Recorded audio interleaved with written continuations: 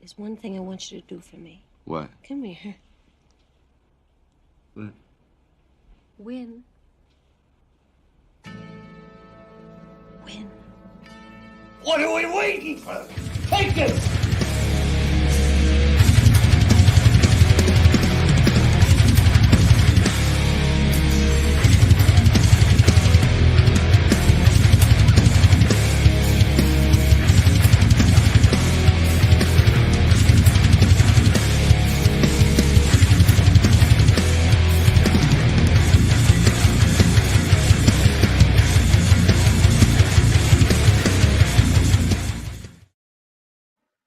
What is up, EOP sports fans? It's Wednesday night. It's 8:30. It's time for EOP. I'm Big Al. And I'm Joe Sheard. And we got plenty to talk about tonight. 4 for 4 and more 3 of the 4 with the action going on. Coming off a tough Dallas loss. Hopefully we were coming in here to have a very Merry Christmas, drink our eggnog, enjoy our roast beast, and also a Dallas loss, but unfortunately did not play out that way. We will break that down with you, as well as a look towards the future against the Saints, with some Sixers talk and Phillies talk.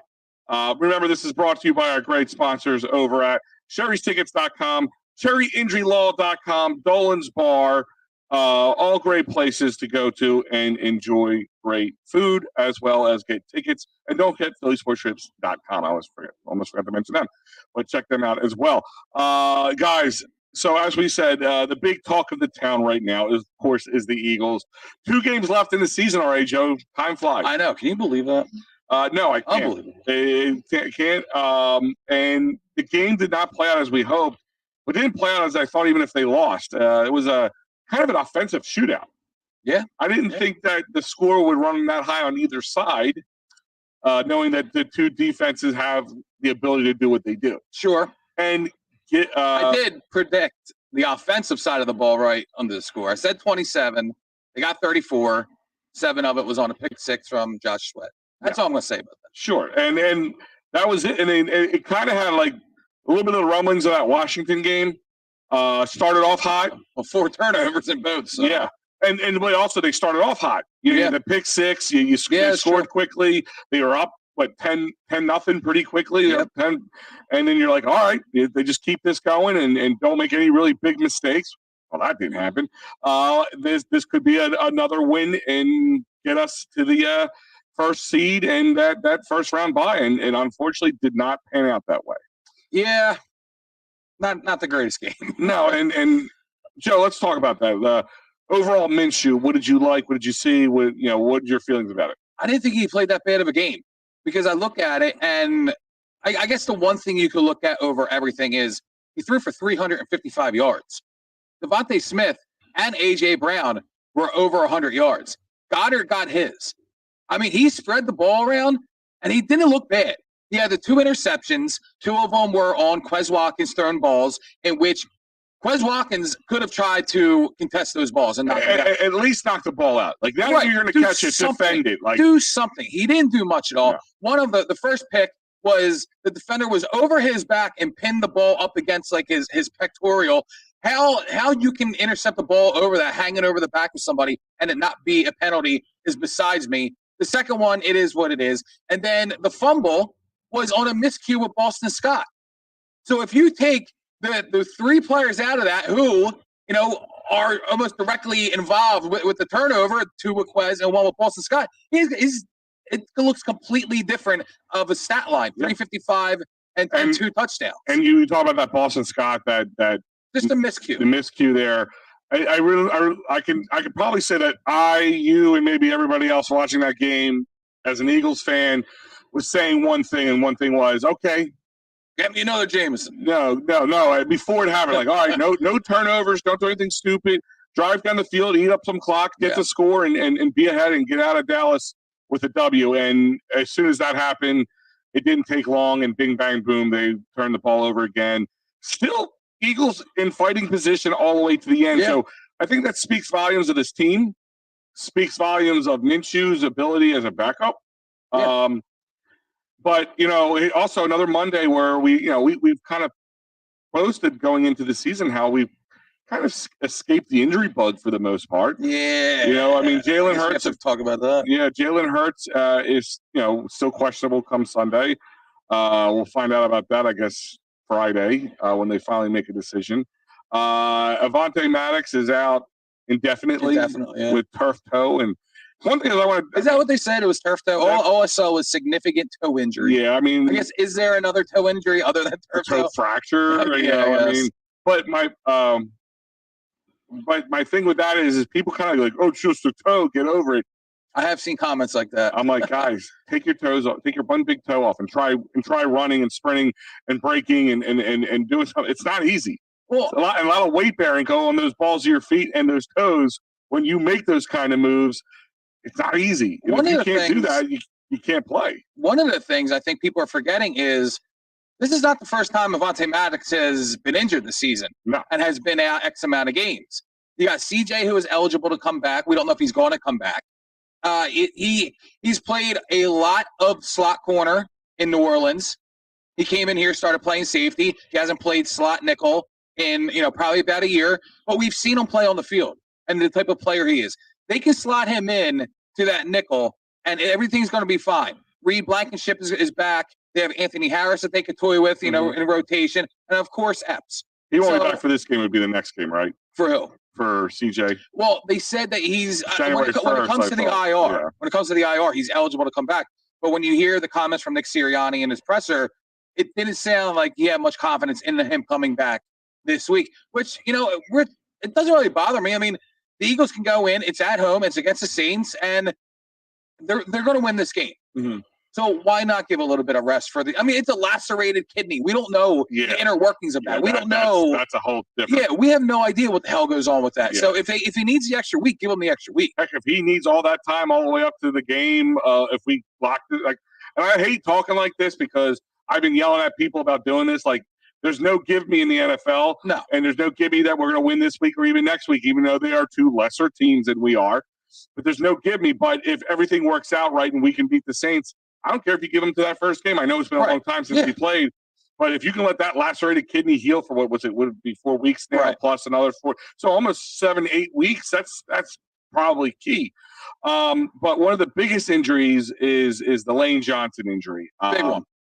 Arguably after Jalen Hurts is probably one of the key players on the offense right now because we all know what he has done. Not letting up a sack in over 2 years, and hasn't let up a pressure in over a year. Yeah. So I mean, he torn a tendon in his abdominal area. Torn adductor. Is that what that says? It's abdominal. I think you're saying. Yeah. Oh, sorry. I from what I posted earlier about him saying that he's postponing the surgery as a procedure on his torn adductor. Abductor muscle is what that's where your abs come from, right? Abductors, but that's he is delaying surgery so he can play in the postseason. So you won't see him again until at least the first game of the postseason. They're probably going to give him a bunch of anti-inflammatory numbing medicine and see how he can play and see if he can handle it, because this is a work through the pain moment. This is where you muster it up, man, and that's tough because especially at his position. Any position on the field that hurts, but in his position, when you're every play you're in, you're clashing with somebody and getting jarred. That's not easy. But kudos to him for I'll call it manning up or whatever it is, for being able to muscle through that kind of pain, because that's not fun pain. If anybody's had an abdominal strain, let alone a tear or something like that, it's terrible. You can't breathe without it being sore. Yeah. You can't sit for a long time. You can't lay for a long time. There's no comfortable position. I had an injury to my pec during the summer, and it was flexing for the ladies. No. Honestly, I was at a concert and I tripped, and I landed weird. And when I got up, I had this real bad pain, like right here, and it took probably a good 3 weeks to a month for it to like fully heal. Mm-hmm. So I mean, I can't even imagine what the hell he's going through with a torn adductor. Yeah, no, absolutely not. And like I said, pushing up against a large. Oh my God, I was the biggest baby too. Like I didn't want to pick up this pen. Yeah, and I'm not sitting there going up against 400-pound defensive pushing linemen against guys. Yeah, exactly. Who know your weakness. Or you tell me they're not going to be jabbing at his gut the whole time? I mean, come on, man. But any ounce of this make you worried though? Yes, absolutely. That he's not going to play at the highest of level? Yeah, I mean, he's going to be. You gotta hope he's 75% or better. I mean, after that, if not, you and I guess if you want to find like those silver linings in the situation, you look at like, all right, well, depending on what kind of makeup they make, do they take Mailata and move him to the right, put Andre Dillard on the left because he can't play on the right, and keep Jack Driscoll as that moving target because he can play almost any position on the line. Do you do that? Absolutely not. You do not break up the best left side of an offensive line in the game in Jordan Mailata. Even knowing how well he played? I am a big fan of Jack Driscoll. I really do think that he can be over on that right side and get the job done. And you know what you have to do? Put a Jack Stoll over there on that right side. Put a running back. Like, get the extra blocking over there. But, no. Mailata must stay on the left. And I don't care. 12 man on this, you think? Yeah, absolutely. Especially when Lane gets back. Absolutely. Yeah. It should be like that anyway with Gardner Minshew out there. Yeah. They need the extra protection, no doubt, because then if he goes down, then what? You got Ian Brock? I mean, then the season is done. Yeah. You're going extra blockers on the line regardless. Well, here's my thing is I think against them I will do it against New Orleans. You would do it. You would move Mailata to the right just side to see what happens. Why not? This is the time to experiment. If you're going to do any experimentation at all, you have all right. But Andre can't work on the right. I understand that, but he could barely work on the left. I mean, he looked pretty good. Yeah, what in a 3-game stretch last season? If it wasn't for Mailata signing the contract and being just that much better, Andre would be our left tackle. Yeah, but there's a science to this. There's something to be said. I know. You're there's the choir, bro. Here we go. Now comparing himself in his junior year at O'Hara to the Eagles' offensive line of 2022. Yes. No, listen. There's something to be said about fixing one position opposed to moving.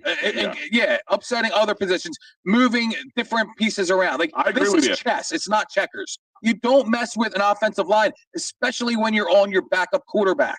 Yeah, I agree with you, but I could see them doing that. I'm just saying I could see that happening. In my opinion, they'd be wrong. Well, then I would have something negative to say about this team overall.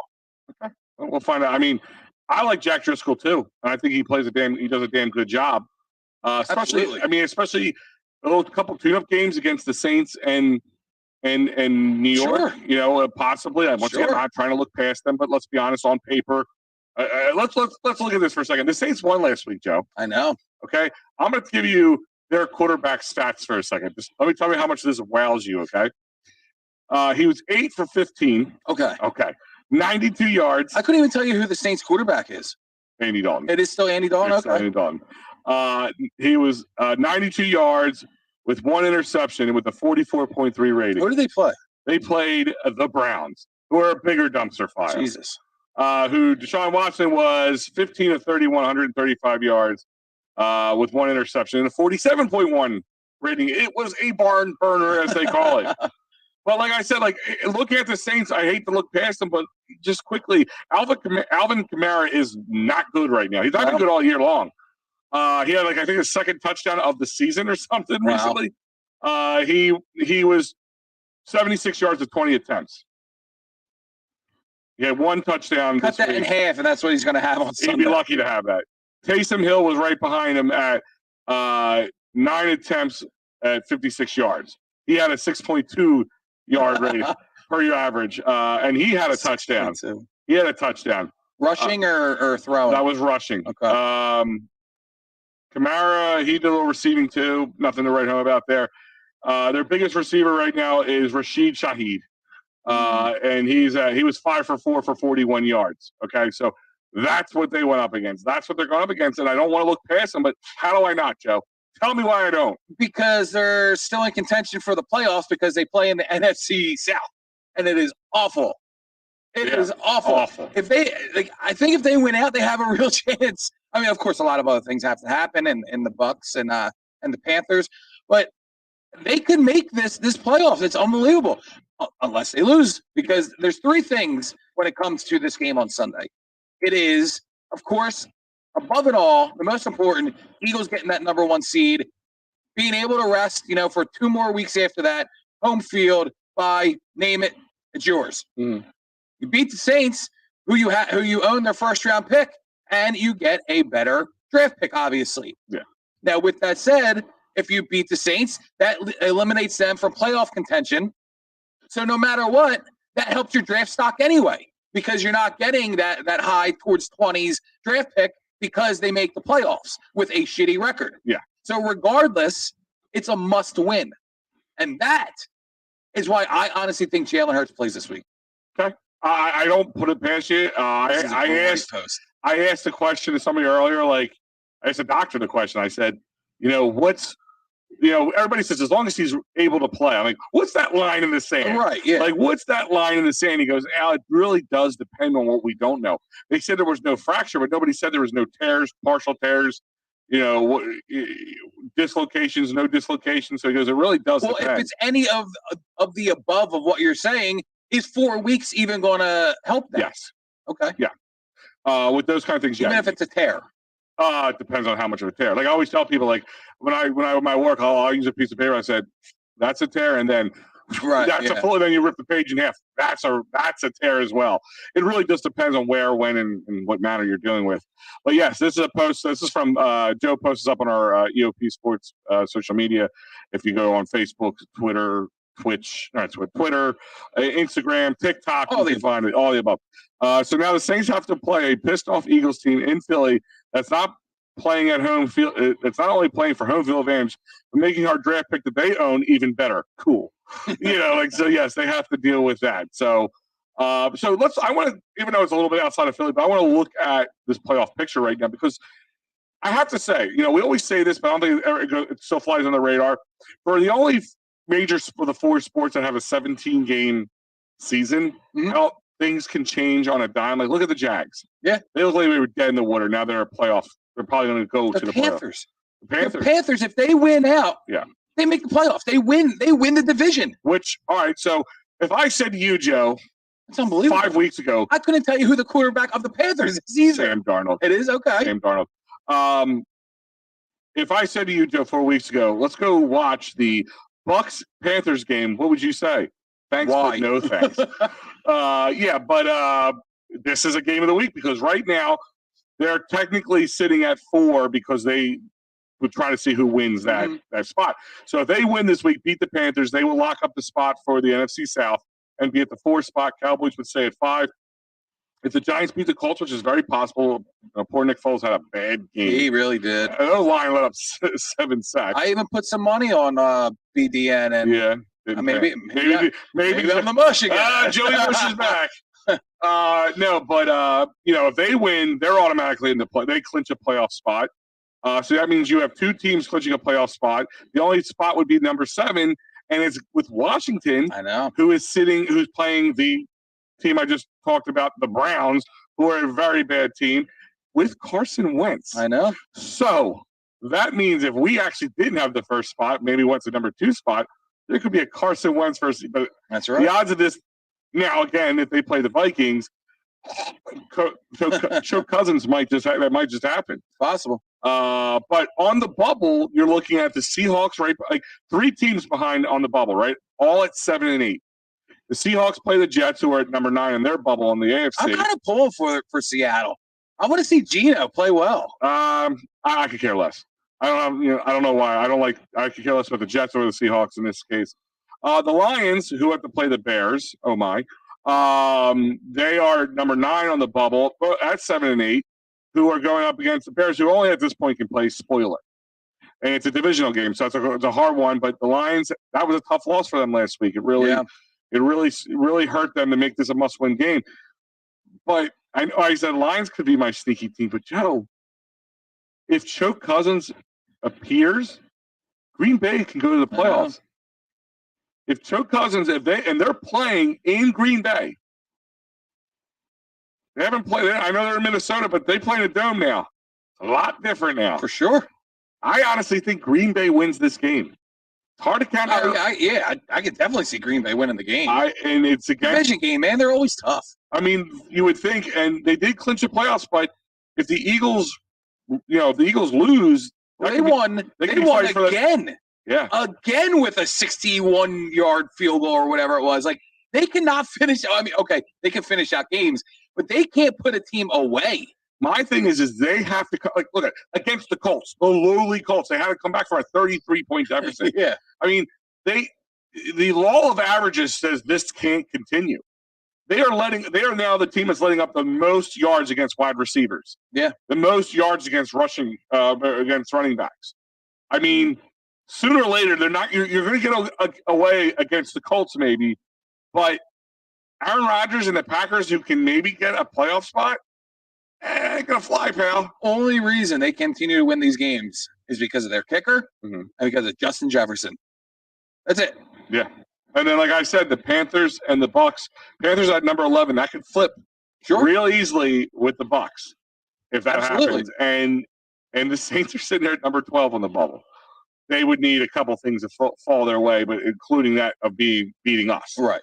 But like I said, like it's such an interesting, like it's just how 17 games, how things can flip-flop and move around. Let's just put it out there. They're not going to win on Sunday.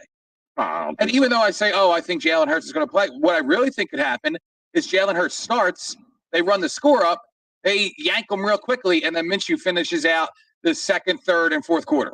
I don't think Jalen plays. No? No, there's too much on the table for him not to. I get it, and I see that. And now with Lane out, it's another reason for him. I understand the reasons why he should have played because Lane isn't in there, but I also see the reasons on why he should play because Lane isn't in there. Yeah. I listen, this is not an easy decision to make. Not. Like I said, Joe, if I tell you to put your coach's hat on, I can't disagree with any way you go. You think Nick Sirianni goes to him and say, listen, regardless of how you feel, I'm not putting you in there? Or do you think Jalen goes up to him and says, listen, coach, my team, I feel good to go. I'm playing. I think Nick says it. Yeah? I think Nick makes I the think call. Jalen says it. I think Jalen may say, I'm willing to play. I can play. And I think Nick would make the decision to say no if he felt it necessary. Not just to say no. Okay, but if he doesn't play like I'm the coach. If they, God forbid, lose, and they have the Giants at home, last game of the season, and they still need that victory, then does Jalen play? Probably. I mean, you'd have to. Why not just have him go in a week early against a team that is so inferior between the Saints and the Giants, both at home? Why not just go in there? And if he looks uncomfortable, yank him. He can start. It's not the look. He doesn't have to play the entire game. If he doesn't look good, take him out. Well, Joe, like you kind of said, now having Lane Johnson makes a difference. Well, doesn't that make a difference for Jalen because you don't have that protection now? Absolutely. And he takes that big bad hit from the right side. That's why I'm saying I can see it both ways. Yeah. But I personally think the risk reward is Jalen at least starts. Honestly, I think Gardner Minshew. I'm kind of 34-14 with Gardner in there. He put up 27, 355 on quote-unquote Dallas's good defense, which is not. Regardless, I see the Eagles winning this game. But I also think that they can go out there and say, listen, we're not going to risk it, knowing that we have the Giants last week and then we have a bye if we win this game. There's too much to gain from Jalen starting. If it all depends on what the doctors and Jalen. If Jalen says he feels pretty good, and the doctors say, "Listen, he could take a couple hits and be okay. We're pretty secure with that." Then then he plays. I think he plays. And I agree with you on that. Last week could have been a smoke screen by saying, "Oh, we don't know.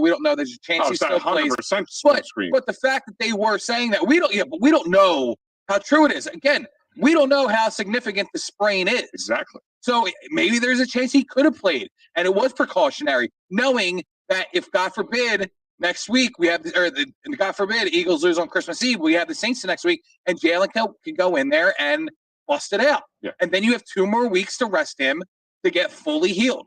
Okay, and then that doesn't worry that he hasn't practiced at all yet? No. Okay, I don't think so. I wouldn't. Doesn't really change my opinion. No. But I don't know. I don't think he plays. I just don't.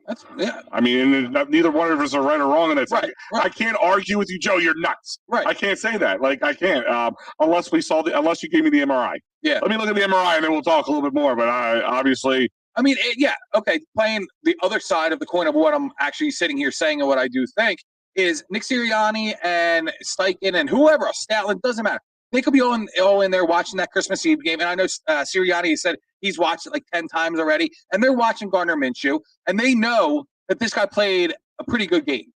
And they know it was a Dallas rival in Dallas. You know, all the glitz and glamour of being on the stage for that. And then you come in New Year's Day against the Saints at home. And and they could have confidence because of that Dallas game. And throwing 355 and 2 touchdowns, that he can go in there in South Philadelphia and get that W against the Saints. I do think that they could be leaning that way as well because I'm leaning that way. But I still think they're also not reward is Jalen Hurts should start. Yeah, and it's also they're not sitting there going, well, we really wanted to beat them by 30 points. Like they just want a W. I don't care how we get it. One score, 1,000 points. We don't care. Right. So, I mean, I honestly feel that he plays. That Minshew starts. But on the other side is the defense, who in Dallas didn't look super hot. No, they did not. Isaiah Scott should never see the field of play. Unfortunately, we have no choice in that matter right now. I know. But as you posted on our social media, and Jeff Kerr noted that no team in 102-year history of the NFL has had 4 different players with 10-plus sacks a season. Brandon Graham needs 1 sack in his final 2 games for the Eagles to become the first team to accomplish that. And it's impressive, man. It's impressive on the fact of how little we blitz. I know. If we were like a blitz heavy, if we were like a blitz heavy team, like no wonder, man. They just send the house all the time or whatever. Yeah. So yeah, I mean, and by the way, people were like criticizing Hassan Reddick earlier this season, like, oh, he's a no show. I'm like, right. He's just impressing me every. If it's not him, Josh Sweat. Him and Josh Sweat are in every play. Huge this season. Yeah, he had the pick 6. Yeah. I mean, we saw what he does out there. Yeah. I mean, he threw that right to him. He really did. Did he get scared? Did he have good colorblind for a second? Thought it was like an open receiver or something? Like that was a great play. I don't know. I mean, in all the muss and fuss of it, Joe, we forgot that we had another 1,000-yard receiving wide receiver. What a game. What a game from Devontae Smith, man. I mean, and that's the thing is, I hope they sat him down with Quez. So here's a guy he's not a beefy dude. Okay? Here's a guy who go up and he can test the ball. He makes the first part, that one catch where he toe tapped on the line. Unbelievable. I said, even I didn't believe it. I had to see it twice to believe it. Yeah. And then listen, what are you going to be that guy who has to run down the field and have nobody around you to catch the ball? I mean, like Devonta Smith just made you look silly, bro. If the Eagles would have won that game, his performance from that game would have been the talk of the league. Yeah. There's no doubt in my mind. That's how good it might be the best game I've ever seen him play. Sure. And now him and AJ are the first Eagles teammates that both have 1,000 receiving yards in a season. I mean, this team keeps continuing to impress over and over and over again. And it's an amazing feat. That's why it's so hard to count these guys out. I mean, yes, Jalen. I mean, look at 2017. We lost our quarterback. We lost our left tackle. We lost a premier running back. We lost a lot of key players in that, and we still overcame it. Now, is that the recipe you want to recreate? No, thank you. Right. But nobody's out for the rest of the season. No, and again, you brought it up earlier. Like, it was 40-34. The Eagles got the ball back with about 1:40 left. They had one timeout left. They could have went down and won that game. Mm-hmm. They got down to what? The 20. It was like 18 or something. Yeah, right in the red zone. Yeah. Right. And you know why that we were even in that situation? Because Miles Sanders fumbled again. Yeah. 2 weeks in a row. Fumbled again. I give him credit. He goes, to his locker room at the end of the game. All he says is, it's my fault. It's on me. Horrible, fumble at a horrible time in the game. Should never happen. Kudos to him throwing himself on the sword like that. Sure. He's right, but kudos to him. It's a team game. It could have gone either way. You have definitely seen maturity from him. Right, absolutely. But we have praised this guy. Yes, absolutely is the season of his career. Mm. But every other season before this, the one thing we've talked about is his fumbles, putting the ball down on the carpet. 2 games in a row now he's done that. This game, luckily we won last week. Well, hopefully he does the This AJ week Brown. it was crucial, and he fumbled again. Mm-hmm. He's got to get that fixed. Hopefully, and it does hurt him in a contract year. Hopefully it's kind of like the AJ Brown situation. A couple bad weeks in a row, he fixes it and moves forward. But AJ was heavily sick. He was heavily medicated. Well, I wonder if it was the. I wonder if sometimes these guys, when you don't have Jalen there, because everybody's like trying to do too much. Relax. Yeah. You relax. You play. You have fun. When you have guard, you kind of have to. You kind of like do too much. You overdo it, and then you end up hurting yourself. But Joe, he had Jalen last week. Yeah. Well, we'll see. So Joe, if you want to go to that Saints game, it's really hard to get tickets. But do you want to go? I'm going to bet that you go to Sherry's Ticket Town. Sherry's Ticket Town or Sherry'sTickets.com. Family owned and operated since 1946. You get an amazing price on a ticket at the Eagles game right now. The price you see on the screen is the price you pay. No hidden fees. And get an additional 10% off by using that promo code EOP10. Go to Sherry'sTickets.com. And no more away games until the Super Bowl for the Eagles, hopefully. And guess what? There's still plenty of tailgates going on. Go to PhillySportsTrips.com. Also, you can set up one of the Phillies trips, Sixers trips, you name it, they got it. Check it out. If you want to sit back and watch it from home or with some friends, Dolan's Bar is the place to go. Great food. The Big D, the new cheesesteak, was amazing. I almost bought 2, but didn't want to seem like a big fat pig, but they were delicious. Great drink specials. Memorabilia. I got my Jason Kelsey rookie card signed and my Devonta Smith rookie card signed there. Awesome. Check it out. And don't forget, in case you get in a little trouble, you never know, workers' comp, motor vehicle, personal injury, criminal law, go to David R. Terry at terryinjurylaw.com or 610-565-0300. Dave Terry is the man with the plan to get you the justice you need.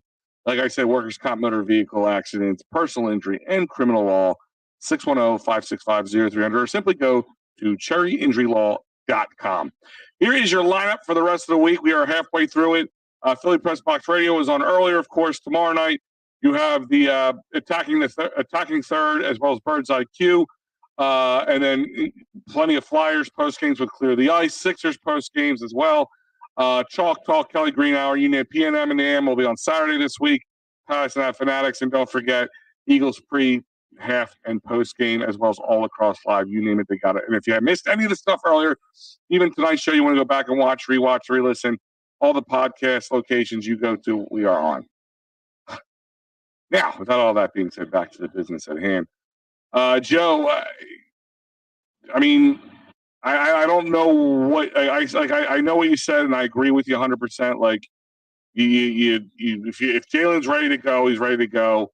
But I look at the Saints game, and I don't even if he says he's ready to go, I don't want to put him in there if it's not necessary.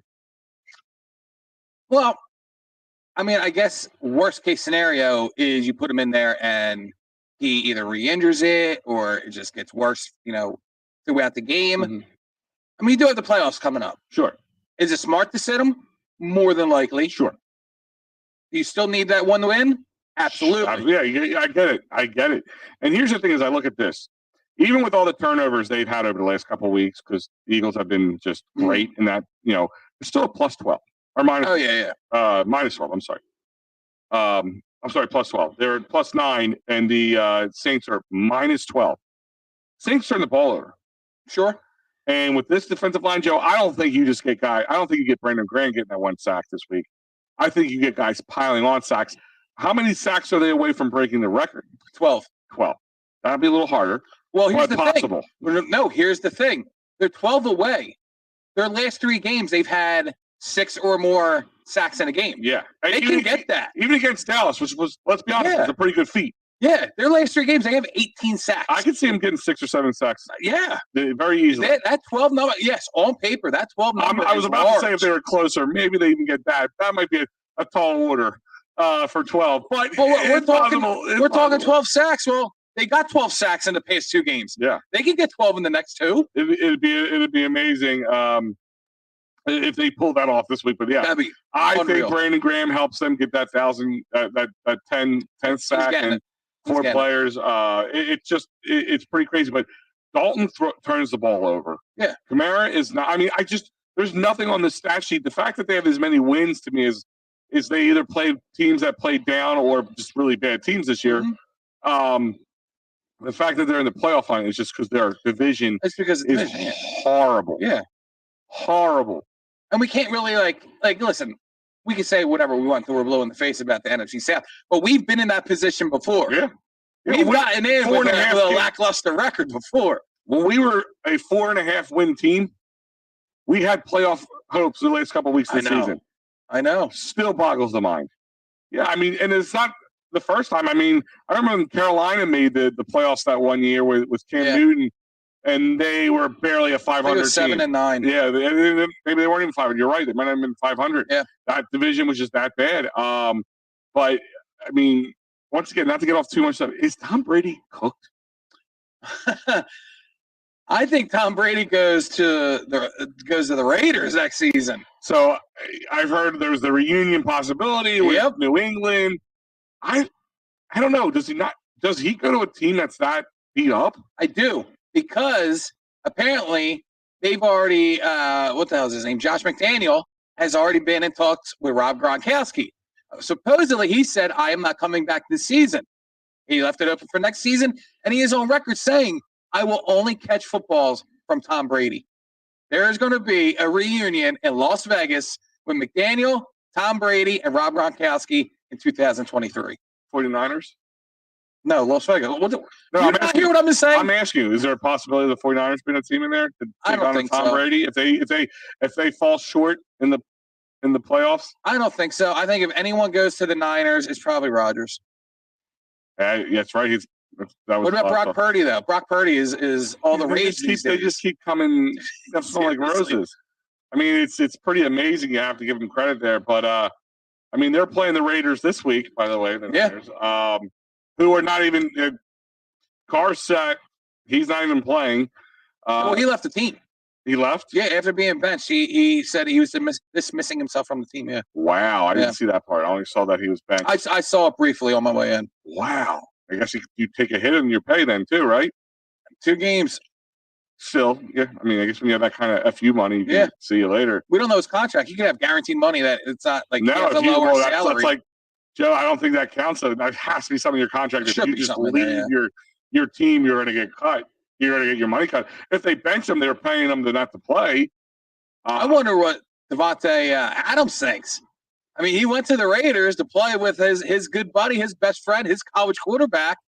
I mean, of course, he got a big payday. Mm-hmm. But the Raiders, I mean, Derek Carr being there was a big reason why he went. And now he is out.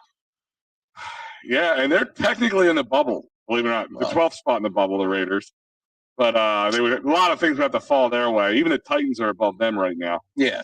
But it's interesting how that's what makes the NFL so much fun. It's just the parity, things that could change on a whim. He walked off the team because he got benched. Yeah, it is what it is. But right now, I mean, I had this like sneaky suspicion that the Washington was going to drop off. But playing the Browns doesn't make me feel that sneaky. But again, Carson Wentz could choke.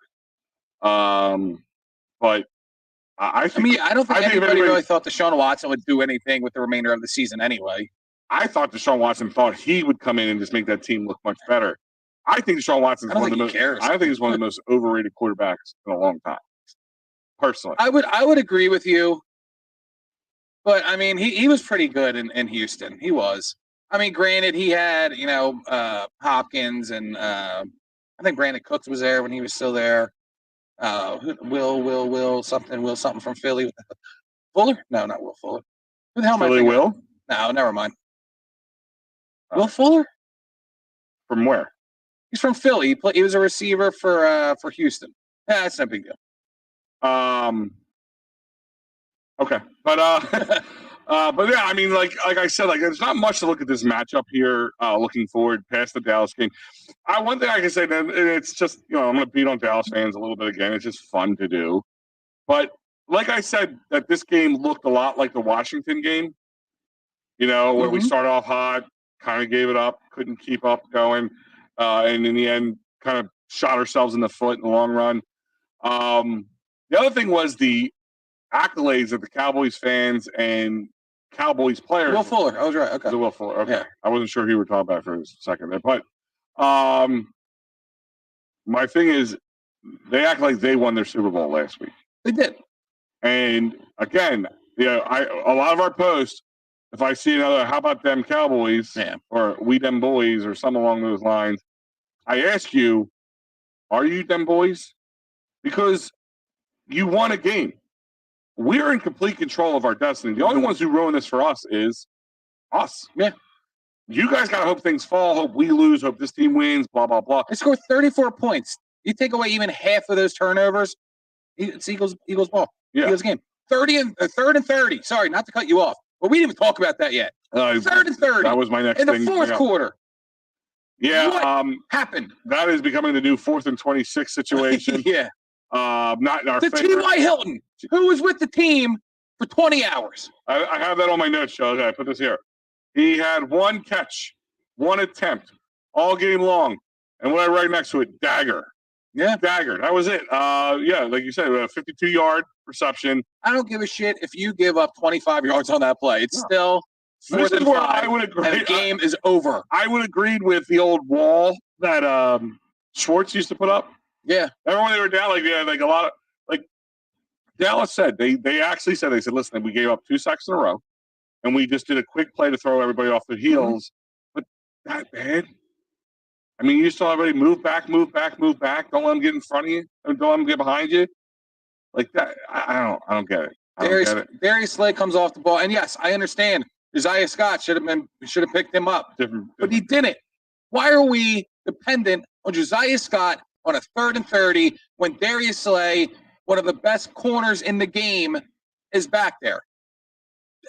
Oh my God, it's so against a guy who hasn't played much meaningful football yet, right? Who hasn't played with this team for more than a day and a half or two, had one reception. Why not throw out Tay Allen out there? I mean, yeah, Zach McPherson, just do something else. What the hell is going on? Sorry, but with that being said, like I said, like that was a burner. That burned big time, and that was, I would say, the dagger, the last nail in the coffin. I think that deflates a team.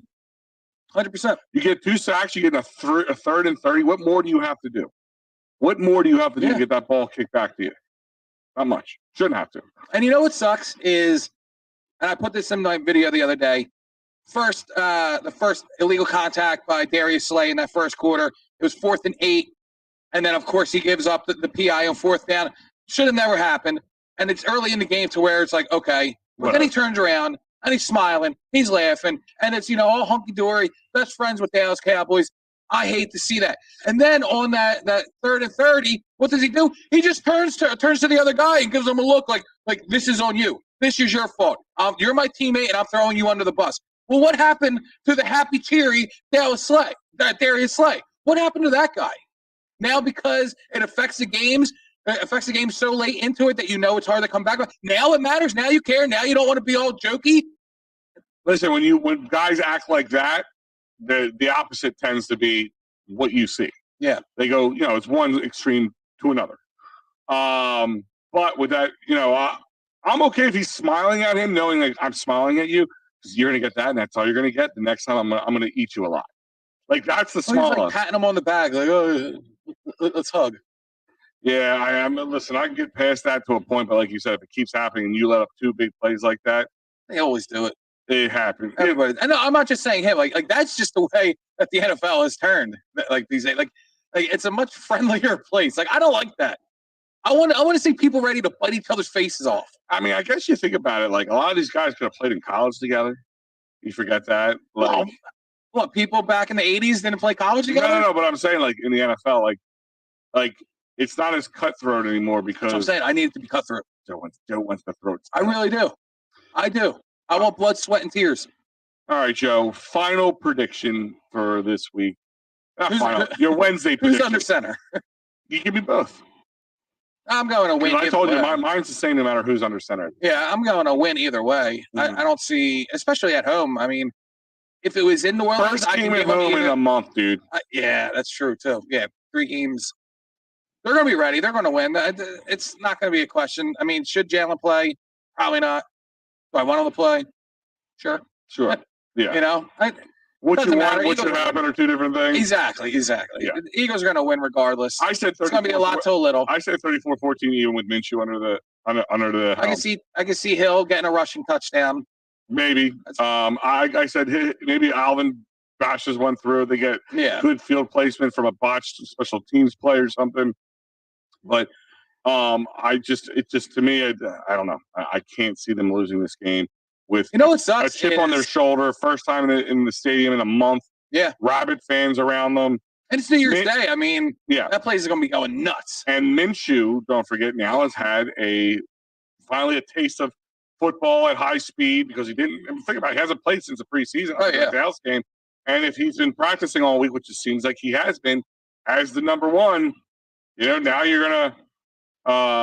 Now you're going to have a little bit more polished Gardner Minshew. Yeah, and I'll tell you what, I know that place is going to be very, very colorful that day because I know just people I know who are in the Mummers are going right to the game after. Yeah, and they're going to be suited up. So I mean, it's going to be people, out there 6 a.m. Not that people are down there at 6 a.m. anyway for Eagles games, but it's going to be a much different crowd in there for Sunday, with the Mummers being right there in the city right before the game. It'll be interesting, but we'll be watching. We'll all be hoping to finally say and go, all right, first round bye. And by the way, I haven't had any graphics up for you yet because we were kind of waiting to see what happened. But we will be on location for the first game of the playoffs, be it week 1 or week 2. We just don't know who they'll be playing, when they'll be playing, and what day. When we get all that information, it's Kelly's Corner Bar in Leicester, PA, but we will be there and we will talk about it more once we have some more information. You know what's funny is I was listening. At least we'll have the weekend once, hopefully by the end of this weekend. Yeah. We'll be able to set some stuff up. I was listening to Jody Mack earlier, and he was talking about when they were doing WIP shows in Leicester. Oh yeah, I thought it was pretty weird. Like we have the show coming up, and he was talking about Leicester, PA today. Yeah. That's Delco for those who are not familiar with the area, but right off by the airport, so you can get to Philly as well as Delaware County. Right off the I-95 corridor.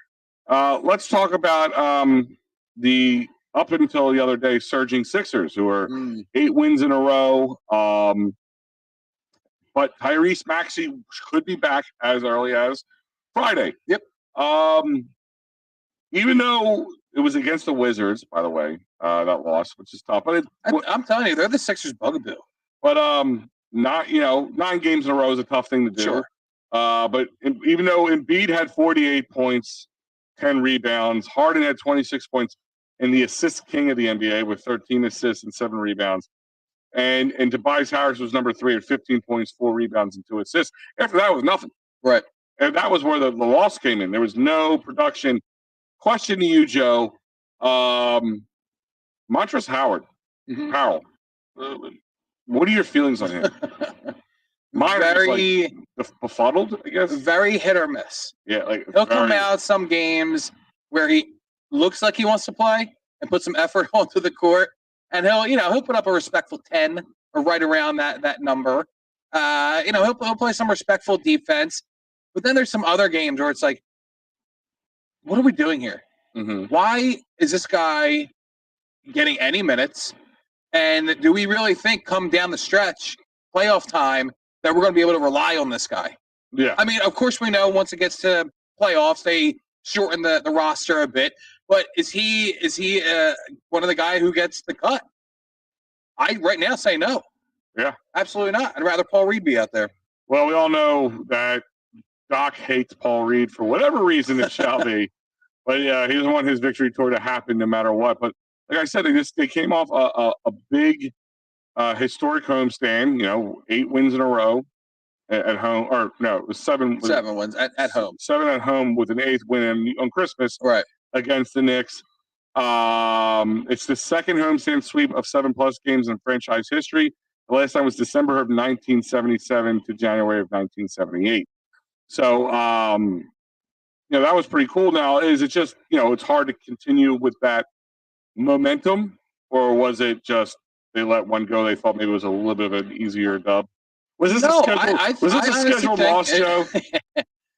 Not a scheduled loss, but no, I'm telling you, when it comes to the Wizards, for whatever reason, they play the Sixers extra hard, and I think more times than recent, they come out with a W. The Sixers just can't seem to get over that hump when they're playing Washington. And I'm going to put this in perspective for you, Joe. This is how tight that top part of that Eastern Conference is. Going into that, right before we went on that run, right? Mm-hmm.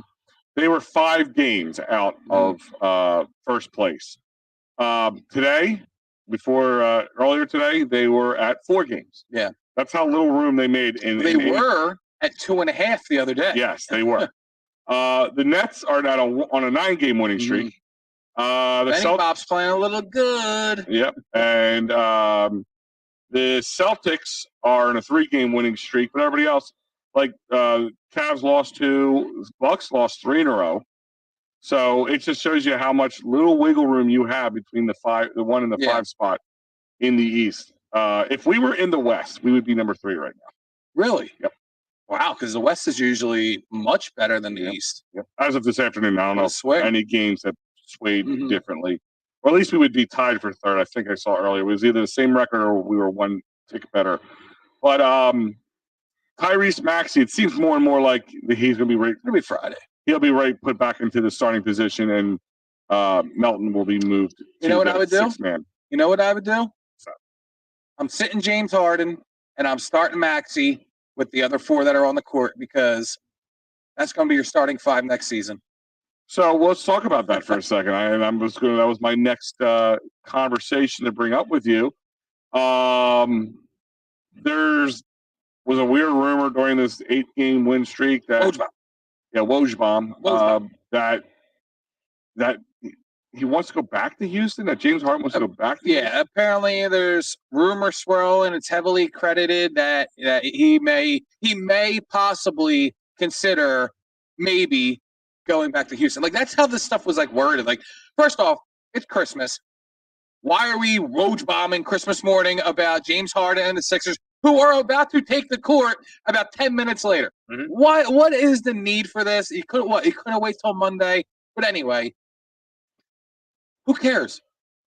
Like, does it matter to you? I'm asking you, Alzaviri, does it matter to you if James Harden is on this team next year? No, I mean, I feel like that's the consensus of most Sixers. So Sully here is saying Harden isn't going anywhere. I don't buy that. If I'm Houston, I don't want him, and I get that. That's the other thing. Yeah. I mean, at that point, he's not trying to. Now, is that him?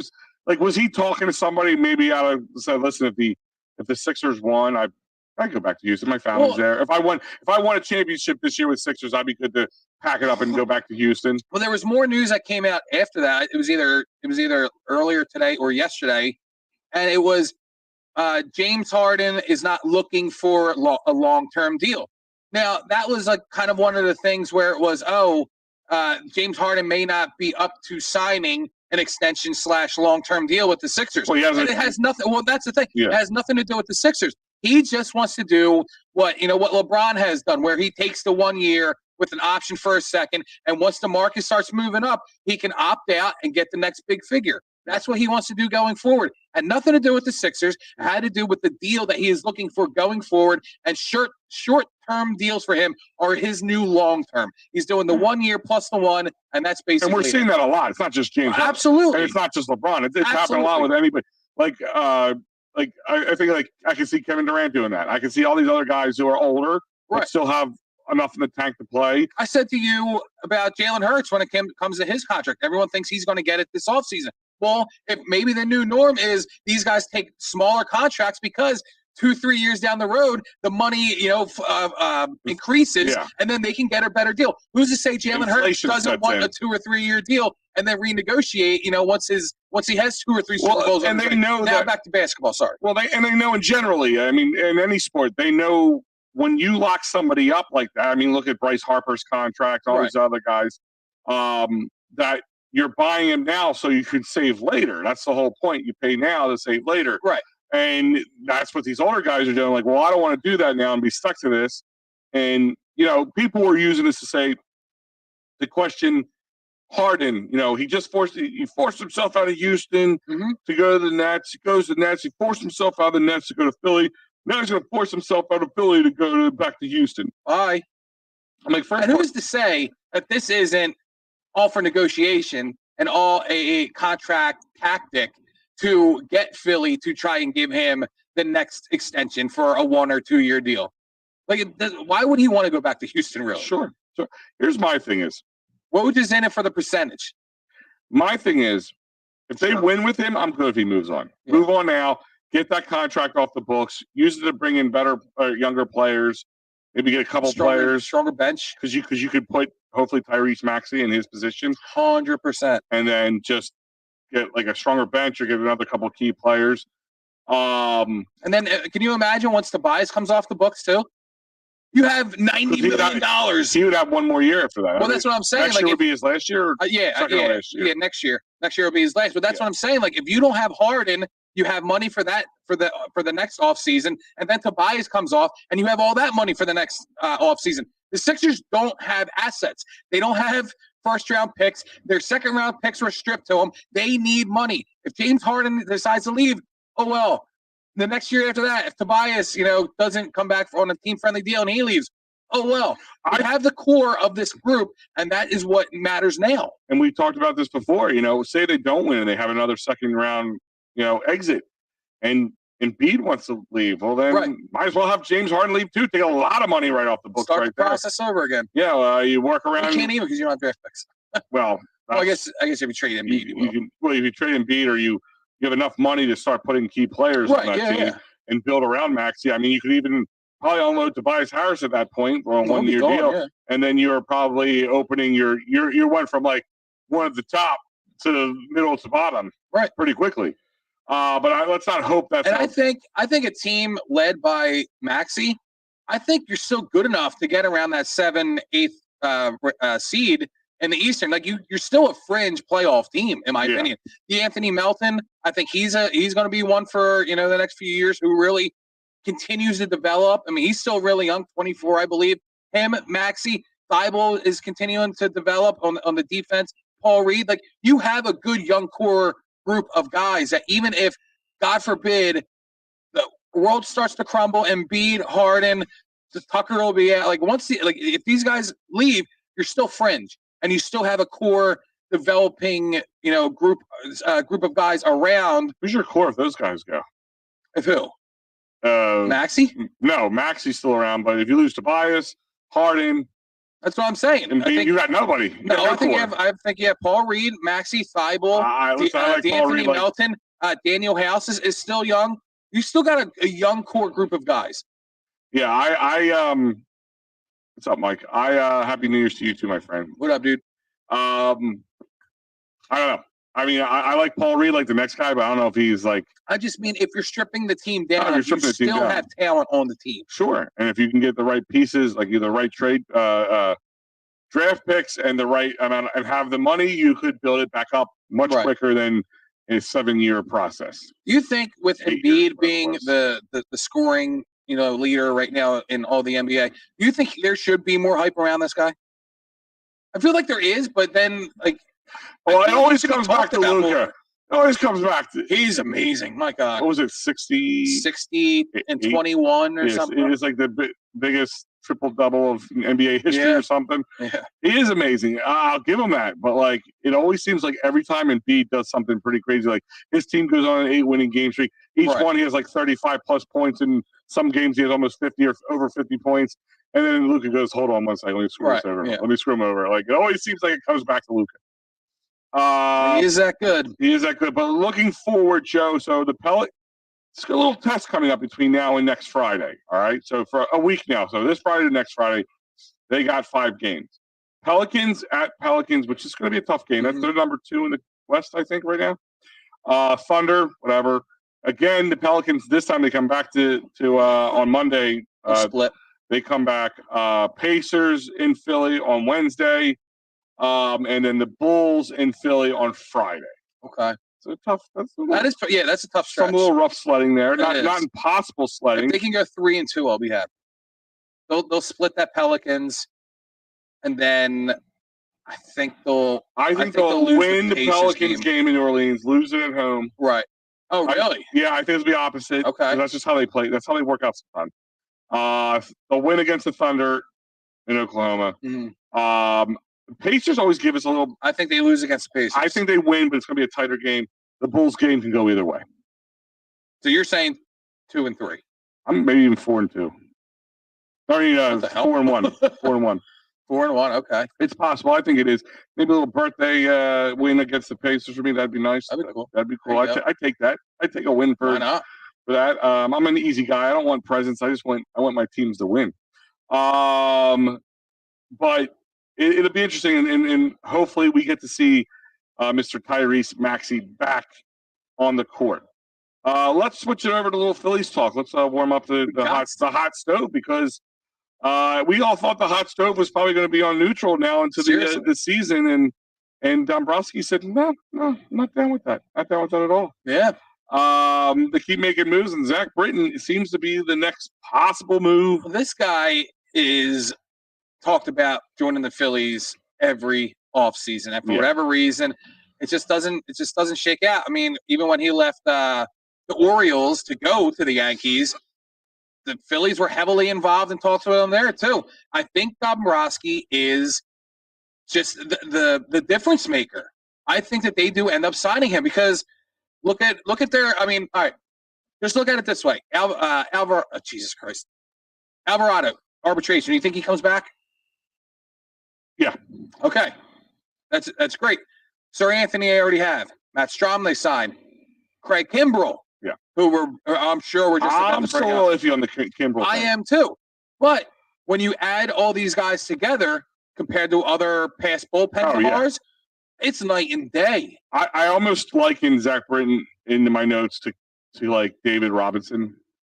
But I can see that. Older guy, but has a lot of the pedigree, has a little bit of a recent injury history that kind of makes him viable for us at this point, because we spent so much money. I mean, most likely he'll be a 1-year deal type guy. Well, yeah, right, absolutely. But the reason for that is because he's had injury plagued past 2 seasons. So even though you're getting another low risk, high reward type of guy, it's not going to cost you an arm and leg. It's not going to cost you the $10 million that you had to spend on Kimbrell for 1 season. This is going to be a number right around what Matt Strom got, probably around 6, 7, and it'll be for a year. Because I mean, listen, if it's a prove-it deal that he wants, come here and get it, or get some free money. Try and work it out for us as best you can. If not, if it doesn't work out, it's only a 1-year deal. Yeah. And that's what I'm saying. And like you said, it's not going to be a bank-breaking situation.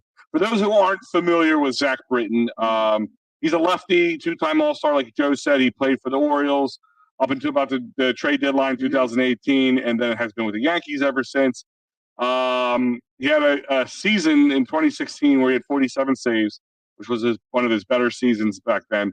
And then in his 5 years with the Yankees, he's a 2.75 ERA. Has it really been 5 years? Mm-hmm.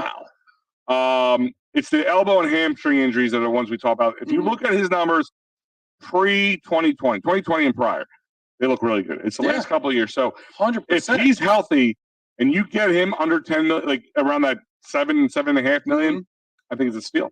Yeah, I honestly think right around what Matt Strom's getting. Matt Strom has, the leverage because he's younger, so he got a little bit of a higher dollar.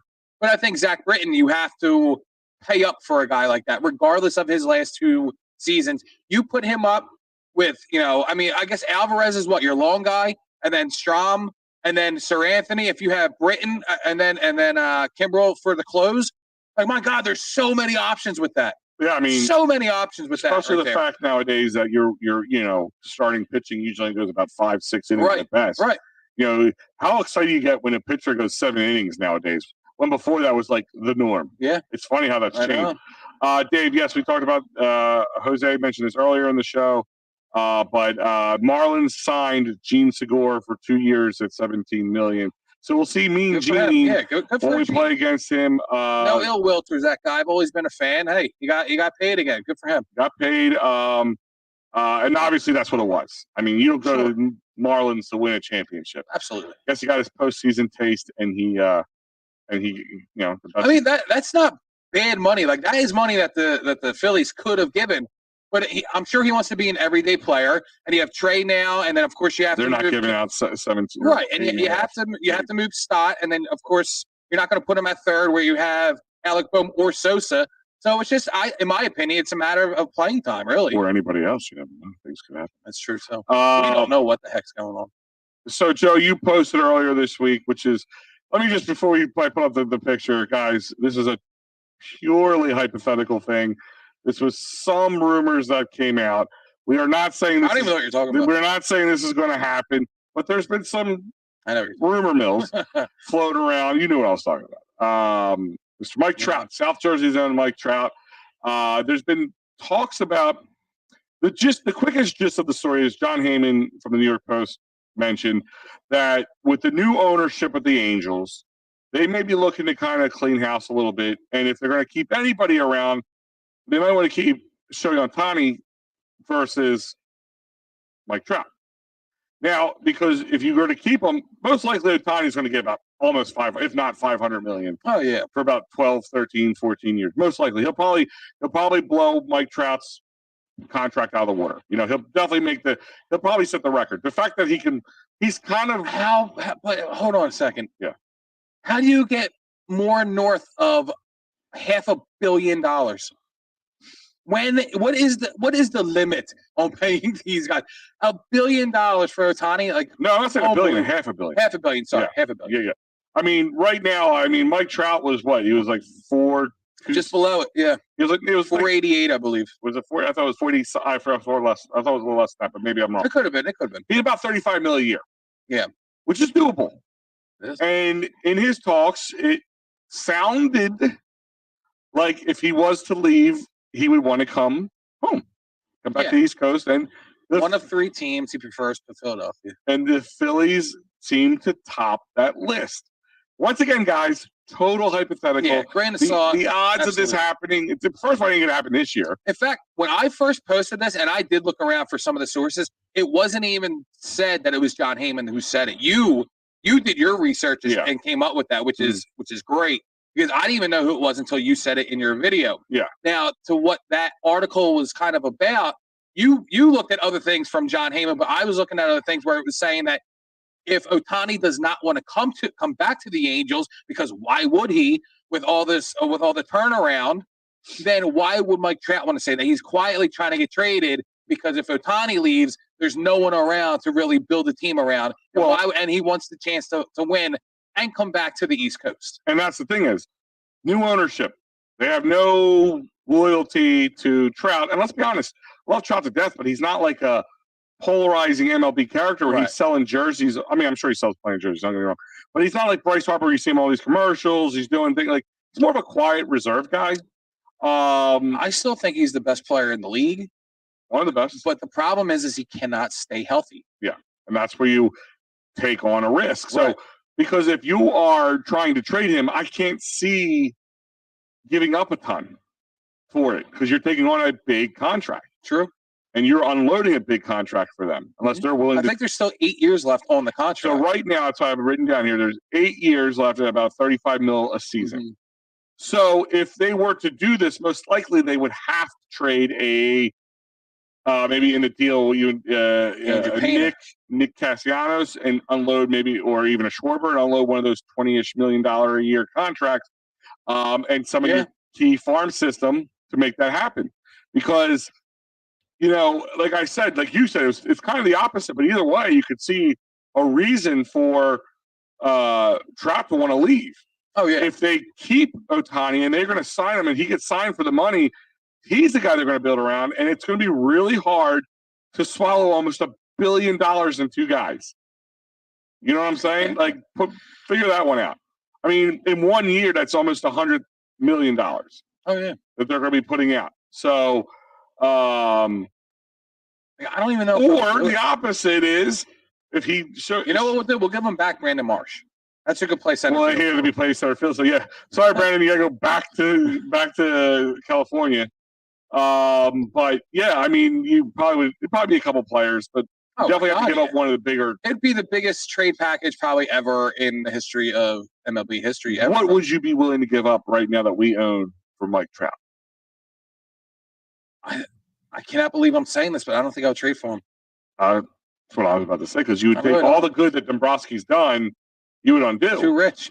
Like, would you? All right, here's a package for you. Aaron Nola. Mm. I don't worry about contracts and all that stuff. I'm giving you a player. Aaron Nola, Kyle Schwarber, Painter, and some draft picks. I would do it. Okay. I would do that. Okay. I probably would do that too. Any more than that? If I had to put anybody else into that? No, it's too much. It's too much. Okay. No, just even if I threw what's his face at center field, Brandon Marsh. If I throw him into that field. Yeah. You kidding me?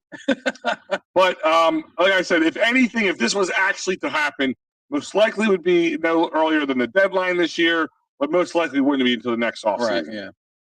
And like I said, we don't know what to expect from the new ownership. And like I said, it was purely hypothetical. It was fun to do the research on. It was fun to do the video on. But man, people, you're an idiot. I'm like, oh, I know. You're going to get that. I love it. I love it because it's like I used to do like this. You got to do what I do. You have fun with it. When you're sitting down at night and you have nothing going on, you just start messaging back. Yeah. And you just troll them a little bit. It's fun. I do that. I do it on our TikTok more. Like people you did a video about the Dallas fans. Yeah. All right.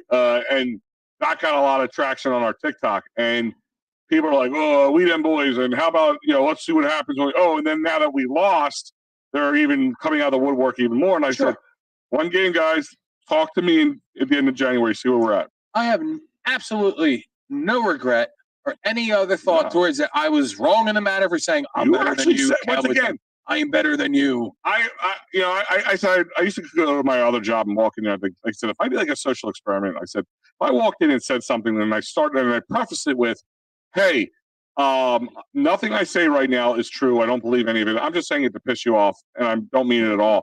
And you say it, like if I said, I don't like guys wearing Penn State hoodies and green edge of Philly sports hats, and they're morons. But Joe, I told you ahead of time that that's not true, and people still get mad at it. It's the same thing. You preface saying, like, I'm not going to make excuses if they win or lose. It's not about win or losing. Your fans suck. Right. That's what he says. And people still get upset about it. Let's see, Dave. Nola, Schwarber, Wheels, and I say Realmuto for Trout. Just my take on it. That's a lot. That is way too much. Not a chance. I mean, I would imagine Nola and Wheeler. I mean, who the hell is pitching that? You give up your ace. Hey, Walker, he becomes your ace. Yeah, I know. And then you would have. I mean, if you unload now, listen. I'm not trading Wheeler for anybody. Well, let's play devil's advocate for a second. Let's give Dave the benefit of the doubt for a second. So Wheeler's making, what do you think, 30-ish million, we'll say? I honestly don't know. So say 30. Nola's around 20. Nola's, I think, at 18. So we'll say 18. We'll give him 18. Schwarber's around 20, right? A year? Yep. And Realmuto's about 24, 25. 40, we'll say 25. So that's 55, 65, 75, 83. But the problem with that is Realmuto is aging. Schwarber is aging. Nola and Wheels you'll have for, 5 years or so. They're not going to want Schwarber and Realmuto and their contracts. They're going to want a Painter, an Abel, and, X amount of other prospects and picks down the road. They're not going to want all that baggage from the Phillies. Mm-hmm. Well, if they did, and playing hypothetical, say this happens in a year, okay? In Dave's scenario, that's about $83 million off the book, but then you bring 35-ish in with it. So you're down to, you still have $48 million that you could fill in with a new ace and a couple other key players. Well, all right. When you say new ace, like this year was kind of like an anomaly. Like Verlander was available, Evaldi was available. There's another one. Carlos Rodon was available. Like it's not every year that these marquee pitchers are available for a pretty penny. Like you can't just trade somebody and be like, oh well, we can replace him next year with a Verlander. Or the Grom changed. This year was odd when it came to you have to look ahead, like what contracts would be up, who would be available, how much would that availability cost us, so on and so forth. But I'm saying, like, it's not crazy because, like you said, I mean, Wheeler's getting older and Realmuto's getting older. Schwarber Schwarber's old as balls. Yeah, I mean, you'd actually be doing us a favor. I mean, between 30 and 33 now as a baseball player, like, is not old. No, like that's kind of like the median of the ages. But you're also like taking a Mike Trout on at 32-ish years old at that point. Of course. It's a fun hypothetical to talk about like we are now. I think it's fun. I don't think it happens. And if it does, I don't see it. Like, all right, Trout. He had moments of being hurt last season. I think he played a total of 117 games. Yeah. But he put up 40 bombs. Yes. So, I mean, when he's playing, he is the best player on the field. No, you're absolutely correct. The problem is keeping him on the field. Yes. You're absolutely correct. He put a lot of good numbers up. I mean, he's a career 303 hitter. It didn't have a high average this year because of that, the injury situation. But it's interesting. I just having Bryce Harper and Mike Trout on the same team is just a cream dream. Yeah, it's impossible. It's impossible. It really is impossible. But my point is like the possibilities that make it possible is if we win a World Series this year. You mean when? All right, fine. When we win the World Series this year. All I'm saying is if you're going to speak, you should speak correctly. You're right. You're absolutely right. How dare me? But then you don't mind unloading a Schwarber and a Ramuto, and maybe they don't mind. They got their ring. They're ready to move on. We're going to throw in there the catch Stubbs, Marchand, like you're not. But like I said, don't they have that guy that they've been loving in the minors? Yeah, Marchand or whatever his name is. No, it was another guy too, wasn't it? Wasn't it another catcher?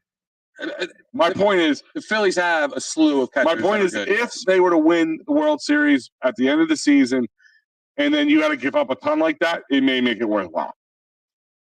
I also think Bryce Harper goes to Dombrowski and say, listen, you just brought my best friend Trey Turner here, my best friend JT Realmuto, my best friend Castellanos, my best friend Schwarber, my best friend here. Like, this is my team. We're not giving them all up for Mike Trout, so let's put the kibosh on it. Let's be honest. Bryce Harper has a bigger voice. Brandon Marsh, some draft picks, and some prospects for Trout. Done. You wish. Ian, why don't you throw a Twinkie in it while you're at it too? Really sweeten the deal. We got some tasty cakes. Yeah, I'll get him a case. I'll get him a pallet of crimpets. Me too. Cream filled. Yeah. Nah. Jerry. I call it Jerry. Oh. Jelly. The jelly crimpets. My son they have both. Yeah, my son calls them Jerry's. Okay. I think the Jerry crimpets. Little idiot. No, I'm just kidding. I say that. It's actually the only funny, cute thing he does anymore. I can't stand the rest of the way. So, Joe, we're all real quick before we close up the show. It was Christmas. All right. Did you get any good gifts this year? Dude, my wife knocked it out of the gosh darn park. Tell me about this. All right. Well, because I could say the same thing too, but we'll keep going. The one thing she got me was the Jordan Spector Eagles on the road to victory picture. I got a gritty Jordan Spector photo. Nice. Like a more square one. Okay. Yeah. I got that. And my wife got me this Phillies picture with all the letters cut out. Mm. And each letter is a picture from us from the postseason. That's cool. Dude. Where'd she get that done at? I don't know. That's awesome. Probably Etsy. I mean, they have all this creative stuff out there. Creative assholes. But yeah, but it is absolutely beautiful. My wife, Lex, amazing job this year. Unbelievable. The Eagles, like she got me the Eagles winter hat and gloves for when we go to a playoff game because that's me. Like she's like, we're going to playoff game. Like, yeah, we're going to playoff game. Yeah, absolutely. I love you. Yeah. This is awesome. Because we just call cherrystickets.com and absolutely 100%. I will be buying my playoff tickets from cherrystickets.com. Yes. So with that being said, let me hear what you got. Come on. So as I said earlier, I alluded that a week from today will be my birthday. Yes. I'll be the big 4-0, which I have no problem saying. Everybody's like, oh, you're so easy to say. I'm like, I don't give a shit. I'm awesome. Fine wine, baby, fine wine. There you go. All fine wines get fat. But so my wife did kind of like his 40th birthday. By the way, for the people who don't know me personally, my wife's 8 years older than me. Mm-hmm. So she's more excited about my 40th than I am because first of all, you know me for how many years? How often do I get excited about my birthday? Right. Not very. Right. At that point, it's Christmas is over, New Year's is over, and I'm done. Like, I'm just done partying. Anthony, thank you, bud. I will send you your check in the mail. Stop lying, Anthony. I told him I sent him his check. It's not a lie when you're getting paid for it. But she's just excited that we'll be the same decade for the first time in 8 years. Yeah. But I was going to say, but I didn't want to throw both of you under the bus. no. Go ahead. I'm that guy. I'll get in trouble for this later. But so this is me, and it's funny. I sent my wife a video with a TikTok or Facebook, video where it was a guy explaining to women about men at Christmas. Mm-hmm. And Joe, I know you fall in this category as well. We don't care about getting presents. Right. Like, we love it, don't get me wrong. But we work our asses off all year long. And I give my wife a Santa pile over the last few years. And it's not a lot of anything expensive, a lot of more small. It adds up, don't get me wrong. Sure. Always get her one or two big things, but I help get her new clothes. Sometimes I buy some things for me, like new lingerie. There you go. She got this heated shoulder pad blanket that goes over your shoulders. I almost got Lex one of them. Yeah. Relaxes the muscles as well as warms them up. Dude, it was well worth it. And it was very cheap on Amazon, by the way. So. But all right, let me ask you something. Yeah. A gift like that, do you think, I could use this on occasions as well? Absolutely. Okay. Absolutely. My thought process same reason my wife got me one of those muscle guns, like the one with the ball on the end of it. She got me one too. They're great. They are great. Because you know what? At least this way, I can say, hey, kids, my back's sore, and they'll use the gun. They're not going to massage me. And the gun works, by the way. It works very well. Yeah. A fascia gun. So I give her a pile and all this stuff, and her big presents this year were she's very much into decorating for the holidays, as you know. She wanted a large light up nativity scene. That was one of them. But the other one was a Cricut, which, speaking of Etsy, which is one of those machines that cut out and all that stuff. Oh, yeah. So she got her own. But we have one. She does. No, I'm saying I think we have one downstairs. Yeah, we do have one. She got her own now. Got it. Because she's been trying to steal that. But my point is, she went above and beyond, and I part of it is because unfortunately we have nowhere to hide presents for each other. Mm-hmm. House isn't a mansion yet, so I have a box inside of boxes just stacked up. Sure. So I feel like she's playing a little one-upsmanship. I told her I don't want to do that. I don't even care if you give me a little kiss on the cheek, make me breakfast, and call it a day. I'm cool like that. But no, since it's my 40th, so I'm going to spring training on her birthday. Nice. In March 6th to the 9th or something like that. It's a Tuesday game. It's not at Clearwater. It's not at their field. It's at the away field. Wow, how the hell did she even figure that out? She just bought tickets. I don't think she even noticed. I think she thought every game was played. She goes, wait a minute, it's not the same field? I'm like, no. I mean, they're all within 10 miles of each other. Right. They're not far away from each other, but she didn't know that. And she's just like, wait a minute, it's not in Clearwater. I'm like, she goes, well, thank God I just looked up for the closest hotel close to this address. That's awesome. But we also, EOP might be down there for other stuff too as well. So we might be in Florida a little extra this year, Jeff. That's awesome. But she went above and beyond. So thanks, babe. I appreciate it, as we always do. Like I said, it's for the kids. My kid's big gift this year for me and the wife, and I was a little hesitant on it, the Okay. Awesome. I was so VR thing's overrated. Maybe the kids would like it. It's overrated. Dude, I guarantee my wife has it. I'll be sending videos and stuff to you guys soon of us. There's me fighting off zombies, just waving my arms in the air. It's pretty funny. I haven't tried I'm going to try to download the trial of the NFL Error or whatever it is. You see the commercial? I don't want to beat Dak Prescott. My knees would hurt after a while. But I would, I thought that could be pretty cool because I'm like, how immersive can this be? Dude, it's legit crazy. You got to come over and try. I will absolutely do that. There's a little thing they give you to try, just to learn all the different things. So they put a table in front of you, and there's a paper airplane, there's guns, there's shoot a rocket off, remote control blimp, silly things like that, but it looks so cool and real. It really is. I'm now I'm playing it more with the kids because I said this is a family present, this is for everybody, and my son's already, can I get my own? I'm like, no, that's not happening. $400. No, get out of here.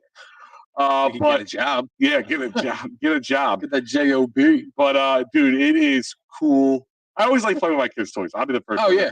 I love doing the Legos with my son. But this year, my three of my four kids are old now, 13 and above. So my 13-year-old wanted an iPhone, which he already had. He wanted the newer one. So I have one of those. I can use them all the time. That's nothing special to me. My 20-year-old,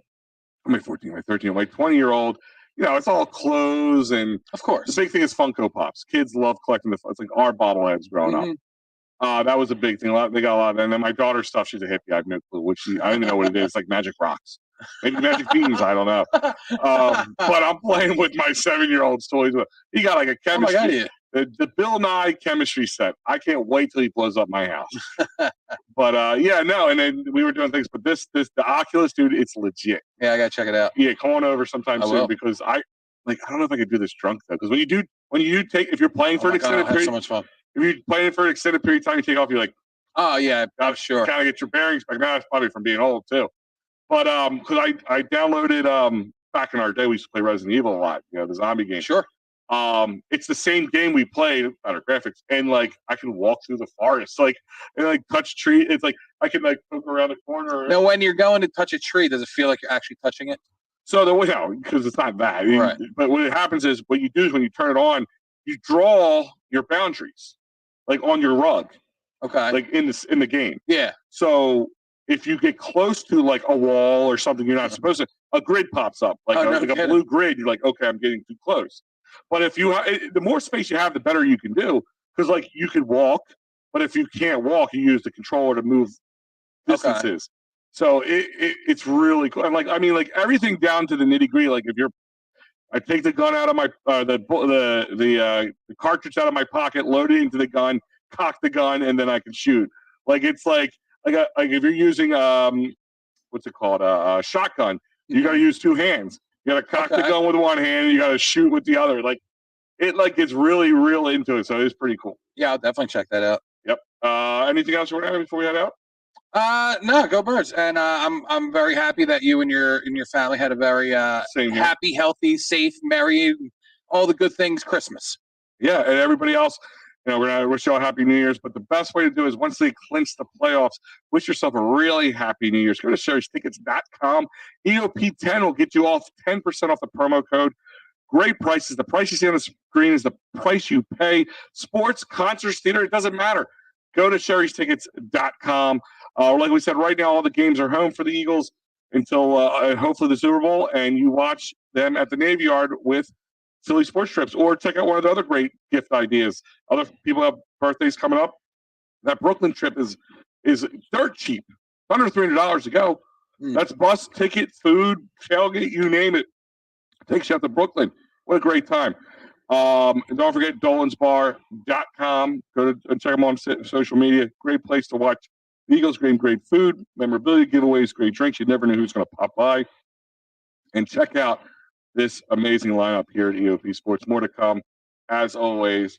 Hold on 1 second. I'm gonna read it. I got oil for Christmas for the house. Oh, dude, oil heat blows for that reason. I was gonna say some families have the oil heater. That stuff is that happened to a good friend of mine where he wasn't paying attention and he had to refill his oil December 1st or 2nd. And it's like, dude, all my Christmas money went right out the window. Yeah, that sucks. Yeah, luckily, we were able to help him recoup and take care of it. But yeah, that kind of stuff sucks. I didn't mean to laugh at first. I read it wrong. I'm like, I got oil. And then I read the rest of it. I'm like, oh, I got it. But guys, check out EOPsports.com. Check out our social media, Twitter, Facebook, Instagram, TikTok. You name it, we got it. We're on it. Great videos, pumping it out every day. More stuff to come. We'll see. Me and Joe will see you guys in the new year. Joe, anything else before we head out? Go Birds. Go Birds. There's one thing I want you to do for me. What? Come here. What?